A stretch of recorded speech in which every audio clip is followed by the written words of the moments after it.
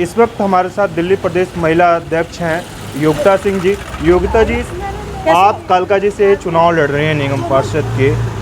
आप सबसे पहले बताइए कि इस क्षेत्र के 10 प्रमुख मुद्दे क्या होंगे जिसको लेकर आप चुनाव लड़ रही हैं यहाँ पर। देखिए, कालकाजी में क्योंकि पूर्व में भले ही हमारी निगम पार्षद यहाँ से थी, पर केजरीवाल के फंड ना देने के कारण बहुत सारे काम करने में हमें रुकावट आई। और सफाई, मैंने कहा है कि मैं शपथ लेने के 24 घंटे के बाद खुद स्वच्छता अभियान चलाऊंगी, सफाई कराऊंगी। ये मेरा पहला बड़ा पॉइंट है। दूसरा, यहाँ के लोगों को कुछ पेड़ों को, जो पेड़ ओवर साइज़ के हो गए हैं, उनकी ट्रिमिंग करवाना, वो मेरा एक दूसरी बात है। कालकाजी क्षेत्र में जैसे आप देखें कि ये तारों का जाल बना पड़ा है, इस तारों के जाल का भी कुछ करना पड़ेगा। और एमसीडी को फंड नहीं मिला, उसके कारण सड़कों की हालत ख़राब है, सड़कें बनवानी पड़ेंगी। पार्किंग कालकाजी का और सबसे बड़ा मुद्दा है, क्योंकि यहाँ पर पार्किंग कई जगह तो गलियाँ छोटी हैं, कई जगह पॉकेट्स में भी, क्योंकि आजकल एक घर में 3-3 4-4 गाड़ियाँ हैं। जब घर बने थे तो उस समय तो कारें होती नहीं थी किसी के पास। तो मैंने कहा है कि हम पार्कों को पार्कों के नीचे अगर मेट्रो बन सकती है तो क्यों नहीं हम 5 स्टोरी नीचे जाके पार्किंग बना सकते हैं, क्योंकि आने वाले 5 या 10 साल में हम इलेक्ट्रिक व्हीकल पे आ जाएंगे। तब चार्जिंग कहाँ करेंगे? 4th फ्लोर वाला चार्जिंग कैसे करेगा? उसकी गाड़ी अगर घर से 2 किलोमीटर दूर खड़ी है तो वो चार्जिंग स्टेशन भी बनाने पड़ेंगे। यहाँ के बच्चों के लिए एक कोई स्पोर्ट्स की छोटा स्पोर्ट्स कॉम्प्लेक्स टाइप का, वो भी मेरे ध्यान में है। कालकाजी में बहुत सारे सीनियर सिटीजन्स हैं और मैं चाहती हूँ कि एक बहुत सुंदर सीनियर सिटीज़न क्लब और एक अच्छी लाइब्रेरी, ये भी मेरे चुनावी एजेंडे में है और मैं इन सब चीज़ों पे काम करूँगी। और मैंने कालकाजी के लोगों को कहा है कि जैसे इंडिया में लोग इंदौर शहर का नाम लेते हैं, आने वाले समय में लोग, क्योंकि कालकाजी मंदिर भी मेरी कॉन्स्टिट्यूएंसी का हिस्सा है, साल में 26 जनवरी और 15 अगस्त को छोड़ के कभी बंद नहीं हुआ, 10 से 6 रोज़ खुलता रहा। मैंने कहा है लोगों से कि तब भी मेरी कोशिश है कि आपको मेरे दरवाजे ना आना पड़े, क्योंकि ये सेवा मैंने चुनी है, इसलिए मैं ही आपके दरवाजे आऊँगी और 15 दिन में एक बार आपके दरवाजे आके आपकी समस्याएं सुनूंगी और आपका काम करवाऊंगी। और अगर किसी को मेरे घर आना हो तो यही हो कि वो मुझे कोई शादी ब्याह का इनवाइट देना है या किसी अपनी खुशी के कारण उन्होंने मेरे घर आना है तो ज़रूर आएँ, अन्यथा मैं उनके बीच में चल के आऊँगी। मैम, लेकिन सवाल ये उठता है कि जिस तरह से पिछले 5 सालों में फंड्स के लिए बीजेपी लगातार आम आदमी पार्टी से, दिल्ली सरकार से लड़ रही थी, अगर दिल्ली सरकार ने फिर फंड्स को लेकर दिक्कत किया तो फिर आप लोग क्या करेंगे? देखिए, उसका हल पहले से ही हो गया है, क्योंकि जब 3 एमसीडी थी तब हमको दिल्ली सरकार से पैसा लेना पड़ता था।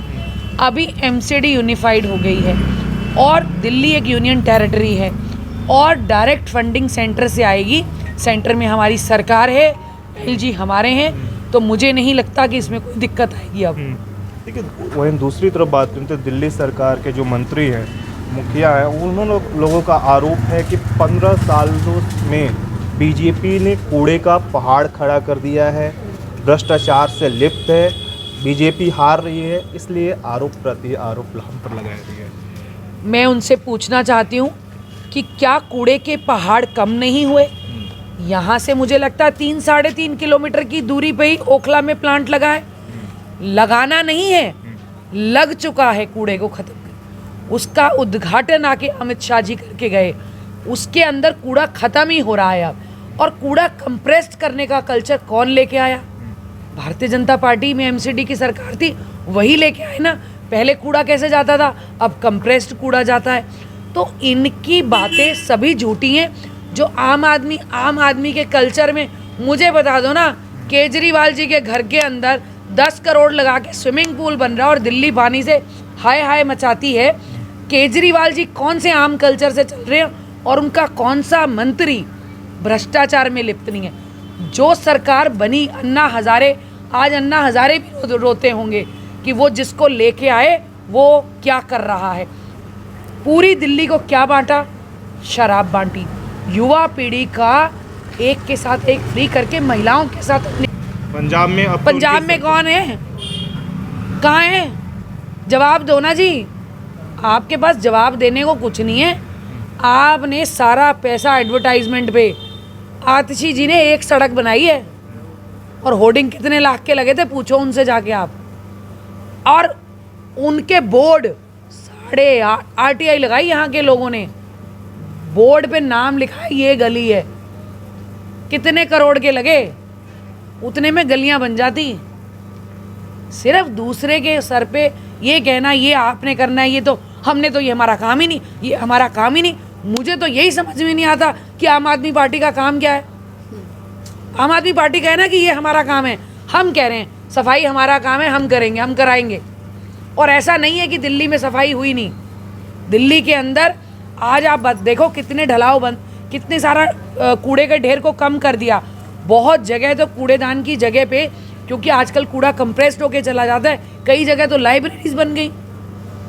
मेरा एक आखिरी सवाल है, आप महिला अध्यक्ष हैं, काफ़ी सारी महिलाएं बीजेपी की तरफ से चुनाव फाइट कर रही, उनके लिए आपका क्या मैसेज रहेगा? देखिए, महिलाएं जो भारतीय जनता पार्टी की महिलाएं हैं ना, सबसे ज़्यादा जीत कर आई।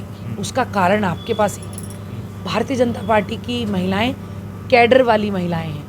वो चुनाव लड़ रही है कैडर। हमारे यहाँ कैंडिडेट चुनाव नहीं लड़ता, कैंडिडेट तो 15 दिन आता है। हमारे यहाँ कैडर चुनाव लड़ता है, संगठन चुनाव लड़ता है। और दूसरा, महिलाएं भारतीय जनता पार्टी की आम आदमी पार्टी और कांग्रेस दोनों से ज़्यादा सक्रिय हैं। जब महिला वर्सेस महिला आता है ना, तो महिलाएं उस महिला को वोट करती हैं जो सक्रिय होती है। तो भारतीय जनता पार्टी की महिला सक्रिय महिला है इसलिए। और दूसरा, मोदी जी के कारण सबसे ज़्यादा महिलाओं का वोट भारतीय जनता पार्टी को ही जाएगा। आपने अलग अलग स्टेट की सरकारों के बीच में भी देखा और आप इसमें भी देखेंगे। और भारतीय जनता पार्टी की बहुतायत बहनें इस बार चुनाव जीत कर आएंगी। बहुत बहुत शुक्रिया। दिल्ली से सोशल संवाद की रिपोर्ट।